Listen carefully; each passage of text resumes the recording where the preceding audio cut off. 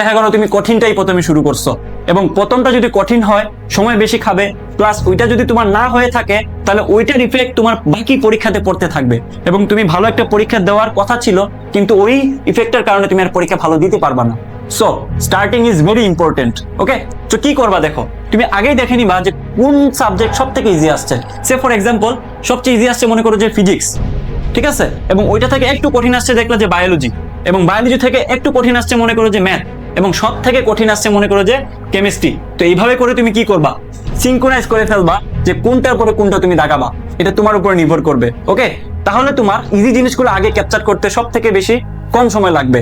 তো তুমি কি করবা, শুরুতেই এই ফিজিক্সের যেই প্রবলেমগুলো দেখা মাত্র আনসার করে ফেলা যায়, বায়োলজির যেই প্রবলেমগুলো দেখা মাত্র আনসার করে ফেলা যায়, থিঙ্কিং এর প্রয়োজন হয় না, ওগুলো তুমি 20 মিনিট খরচ করে তুমি ওগুলো সলভ করবা।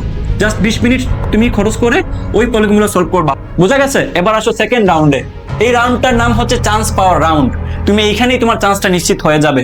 তুমি যদি এ যাবৎকালে বিগত বছরের কোয়েশ্চেনগুলো খুব ভালো মতো অ্যানালাইসিস করে প্র্যাকটিস করে এসে থাকো, তাহলে তুমি এই জায়গাটাতে তুমি চান্স নিশ্চিত করে ফেলতে পারবা। তাহলে এই 20 মিনিট পরে তুমি যখন এই রাউন্ডে আসবা, তাহলে তুমি আবার ফিজিক্সে চলে আসবা। কই আসবে? আবার ফিজিক্সে চলে আসবা। ওই যে একটা রাউন্ড তুমি সিলেক্ট করছিলে আগে থেকে, কোনটার পরে কোনটা দাগাবা। তো ফিজিক্সে এসে তুমি কি করবা, যেগুলো তোমার একবার ক্যালকুলেশন করতে হচ্ছে অথবা একটু থিঙ্ক করতে হচ্ছে, সামান্য একটু থিঙ্ক করতে হচ্ছে, মানে দ্বিতীয়বার থিঙ্ক করা লাগবে না, জাস্ট একবার ক্যালকুলেটরে বসাইলেই তোমার আনসার চলে আসবে, তুমি শিওর আসছো, ওগুলো তুমি দাগানো শুরু করো। ওকে, তাহলে তোমার এই রাউন্ড তোমার মোটামুটি 40 মিনিট সময় চলে যাবে। কয় মিনিট যাবে? 40 মিনিট চলে যাবে। একদম 100% শিওর থাকো, যদি তুমি বিগত বছরের কোয়েশ্চেন খুব ভালো মতো প্র্যাকটিস করে থাকো, তাহলে এই 20 মিনিট আর এই 40 মিনিট মোটামুটি এই 1 ঘন্টার মধ্যে তোমার চান্স নিশ্চিত হয়ে যাবে। থার্ড রাউন্ডে আইসা ভাই, তোমার এই জায়গাটাতে অবশ্যই নিজের ব্রেনটাকে অনেক বেশি ইউজ করতে হবে। তোমার ক্যাপাবিলিটি এই জায়গাটাতে সব থেকে বেশি তোমাকে হেল্প করবে র্যাঙ্ক আগানোর জন্য। আর আমি যেটা বলছি, 1 ঘন্টা, প্রথম 1 ঘন্টা 1.5 ঘন্টার মধ্যে তোমার চান্স নিশ্চিত করে ফেলবা। জাস্ট যেগুলা তুমি নিজে পারতেছো, একবার দেখা মাত্র পারতেছো অথবা একটু ক্যালকুলেশন করে পারতেছো, বাট তুমি এই রাউন্ডে এসে কখনোই চেষ্টা করবা না সেকেন্ড রাউন্ডে, যেগুলো অনেক কঠিন, অনেক সময় লাগতেছে তোমার, ওইগুলো তোমার কখনোই সলভ করার চেষ্টা করবা না। ওগুলো তুমি লাস্টের 30 মিনিটের জন্য রেখে দিবা।